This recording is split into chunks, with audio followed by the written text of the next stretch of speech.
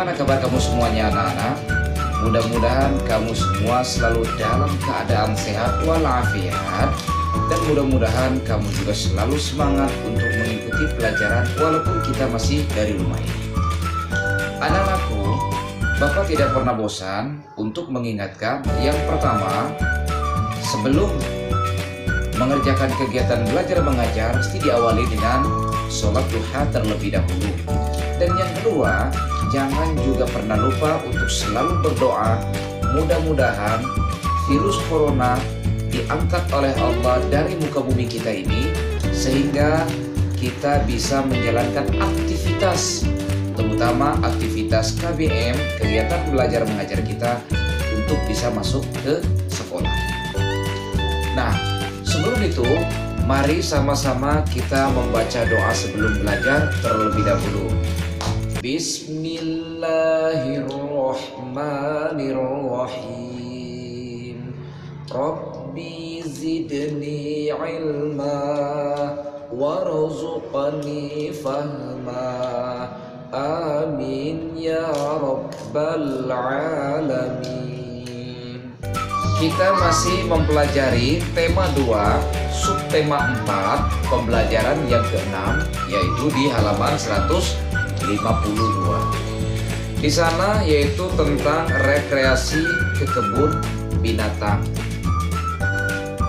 Pada suatu hari, di hari Sabtu tepatnya, ada keluarga Aryo yang sedang berkunjung ke kebun binatang. Di hari itu, Aryo dan keluarganya sangat menikmati hari liburnya bersama keluarganya ke sebuah kebun, yaitu kebun binatang.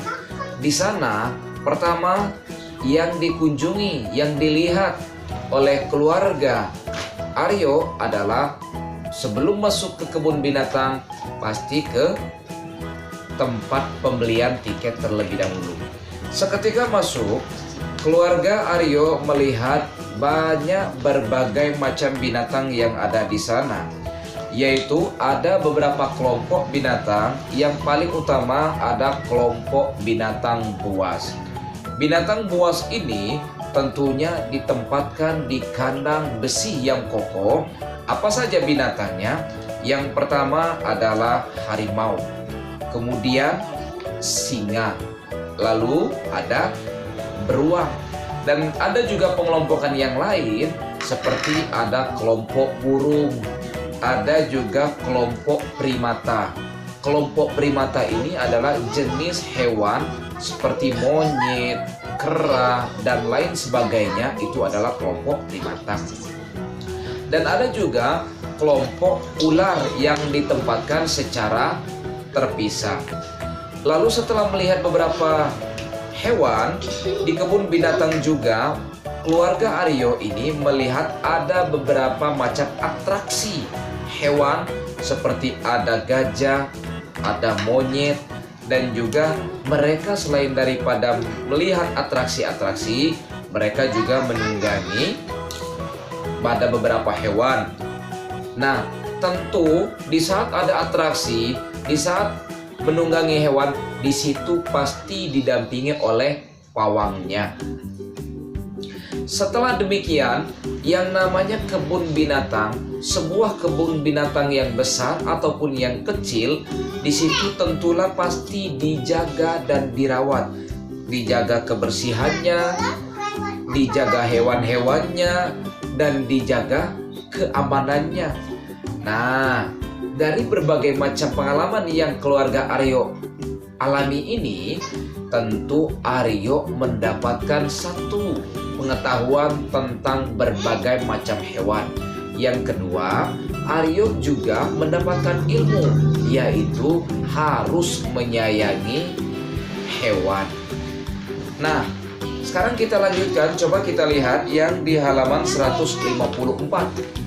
Di halaman 154 di situ yaitu tentang ada perbedaan profesi setiap orang, juga mempunyai perbedaan peran dalam setiap profesi itu. Coba, ada yang tahu apa itu yang namanya profesi? Iya, profesi itu adalah pekerjaan. Lalu kemudian, apakah ada yang tahu apa itu yang namanya peran? Peran itu, betul, peran itu adalah tugas. Nah, di halaman 154 ini, dari cerita Aryo ke kebun binatang tadi itu, sekarang kita masuk kesimpulannya di halaman 154. Apa itu? Yaitu di setiap masyarakat, baik dalam lingkungan yang kecil ataupun lingkungan yang besar, pasti memiliki profesi ataupun pekerjaan masing-masing dan juga memiliki peran yang berbeda-beda pula. Seperti halnya di kebun binatang tadi itu, ada yang berperan sebagai pawang, ada yang berperan sebagai kebersihan, ada yang berperan sebagai penjaga loket, ada juga yang berperan sebagai penjaga hewan. Nah, begitu juga di dalam masyarakat. Di dalam masyarakat itu juga terdapat peran yang berbeda. Antara lain, di dalam sebuah masyarakat itu akan aman kalau ada RT-nya. Dan juga di lingkungan masyarakat juga akan terasa berjalan organisasinya kalau ada RW-nya. Berarti ada RW, ada RT, dan ada juga tentu keamanan dalam masyarakat. Apa kira-kira? Yaitu hansip. Dari perbedaan peran-peran ini, maka harus membutuhkan yang namanya kerjasama.